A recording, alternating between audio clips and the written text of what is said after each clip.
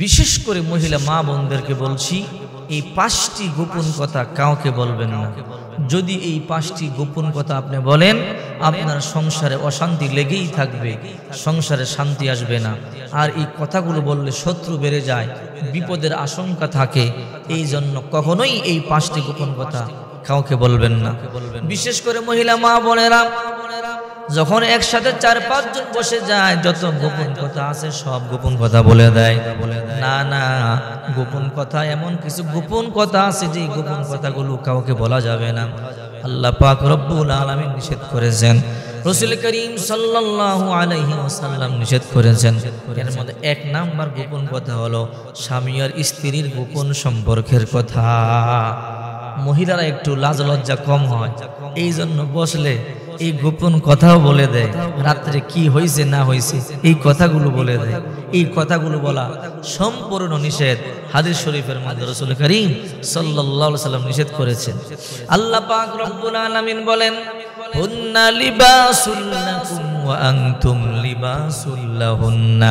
স্বামী আর স্ত্রী একে অপরের ভূষণ। আল্লাহ পাক রব্বুল আলামিন স্বামী আর স্ত্রীকে তৈরি করেছেন একে অপরের পোশাকের মতো। এই জন্য সাবধান, একে অপরকে নিজের গোপন কথা কখনোই বলবেন না। স্বামী আর স্ত্রীর গোপন কথা কখনোই প্রকাশ করা যাবে না। যদি আপনি প্রকাশ করেন, কবিরা গুনাহ করলেন। রাসূল করিম সাল্লাল্লাহু আলাইহি সাল্লাম বললেন, এই কথা বললে লজ্জা কমে যায়। আর লজ্জা হইল মানুষের ঈমানের একটা অঙ্গ। আস্তে আস্তে লজ্জা কমে গেলে ঈমান কমে যায়। 2 নাম্বার গোপন গুনাহের কথা কাউকে বলবেন না। কারণ আপনি গুনাহ করেছেন, সাক্ষী নাই, আরেকজনকে বললে আরেকজন সাক্ষী বেড়ে যাবে।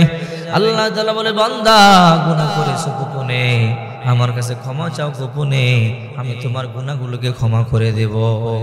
কারণ এখন আপনি সাক্ষী বানাইলেন, কিয়ামতের ময়দানে এই সাক্ষী বলবে, আল্লাহ সে তো আমাকে বলেছিল এই গুনাহ সে করছে, আল্লাহ তুমি তো তাকে মাফ করে জান্নাতে দিয়ে দিলা, যদি তাকে মাফ করে দিতে পারো আমাকেও মাফ করে দাও। এই জন্য সাবধান, নিজের গোপন গুনাহের কথা কাউকে বলবেন না।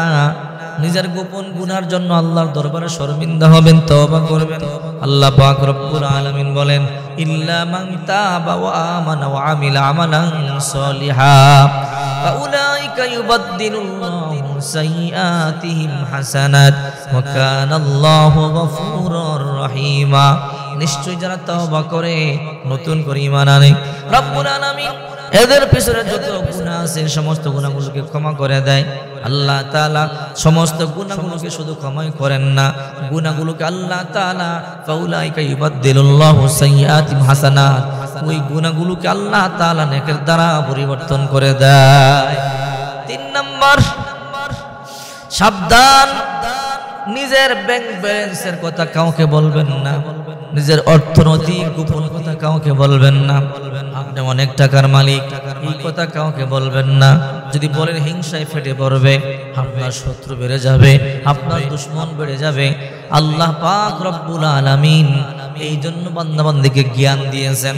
রাসূল করিম সাল্লাল্লাহু আলাইহি ওয়াসাল্লাম উপদেশ দিয়েছেন, সাবধান, 1 নাম্বার, নিজের স্বামী আর স্ত্রীর গোপন কথা কাউকে বলবেন না। 2 নাম্বার, নিজের জীবনের গোপন গুনাহের কথা কাউকে বলবেন না, প্রকাশ করবেন না। 3 নাম্বার, নিজের ব্যাংক ব্যালেন্সের কথা প্রকাশ করবেন না। আপনার ব্যাংকে কোটি কোটি টাকা আছে, এই কথা যদি ডাকাত শুনে, আপনার প্রতিবেশী শুনে আক্রমণ করতে পারে।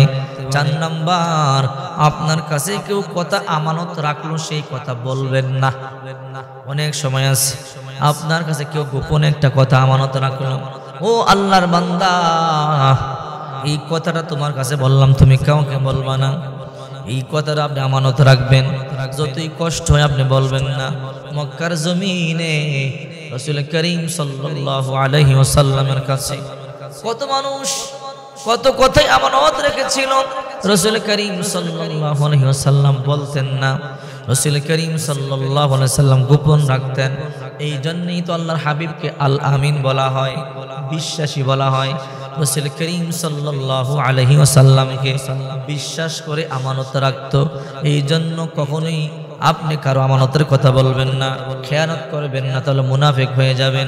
যদি আমানতের খেয়ানত করেন, মুনাফিক হয়ে যান, ইন্নাল মুনাফিকিনা ফিদ দারকিল আসফালি মিনান নার। আর মুনাফিকদের জায়গা হলো একদম জাহান্নামের তলদেশে। এই কথাগুলো বলবেন। এই জন্য বলছিলাম 5টি গোপন কথা কাউকে বলবেন না। যদি আপনি বলে দেন আপনার দুনিয়াতেও বিপদ হবে।